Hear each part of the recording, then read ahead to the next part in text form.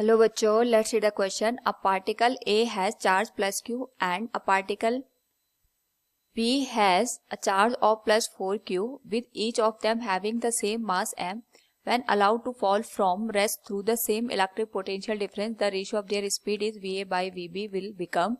Here we have given 4 options. Now to answer this question, first we will discuss here the key concept, and here the key concept will be relation between kinetic energy and the electrical energy, which is given as kinetic energy equals half mv square and it will be equal to q into v.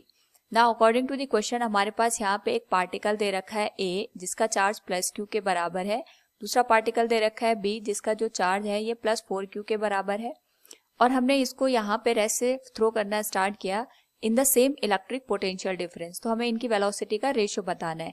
सो जब हम दोनों charges को किसी भी electric potential difference में free fall करवाएंगे तो we can write here the energy of charge A will be given as, यहाँ पे इसकी जो एनर्जी होगी that will be charge into potential, ये आ जाएगा क्यू इंटू वी के बराबर. इसी तरीके से हमारे पास जो एनर्जी ऑफ चार्ज बी आ जाएगा that will be 4q into V के बराबर. ये हो जाएगी equation number 1. This will be equation number 2.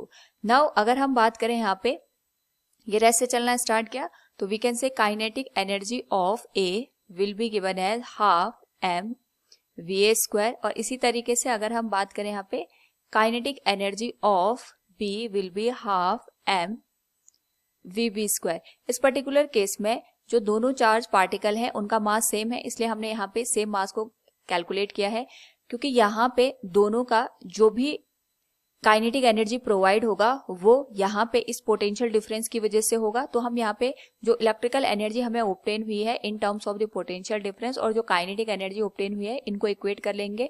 So we can write here for charge A it will be given as q into V equals half M we A square. This will be equation number 3. Similarly अगर हम बात करें यहाँ पे for B, जो हमारे पास यहाँ पे एनर्जी आएगी 4q into V equals half M we B square, that will be equation number 4.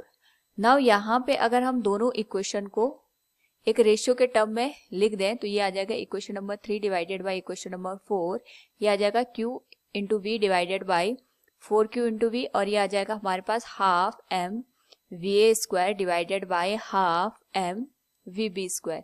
तो सिमिलर टर्म हमारे पास यहाँ पे कैंसिल हो जाएंगे, ये आ जाएगा 1/4 equals v A square divided by v B square. तो यहाँ से वी ए और वी बी का जो रेशियो बनेगा that will be 1:2. So from the given question we can say here v A divided by v B will become 1:2. Option B is the right answer. Hope all you understood it. Thank you and best of luck.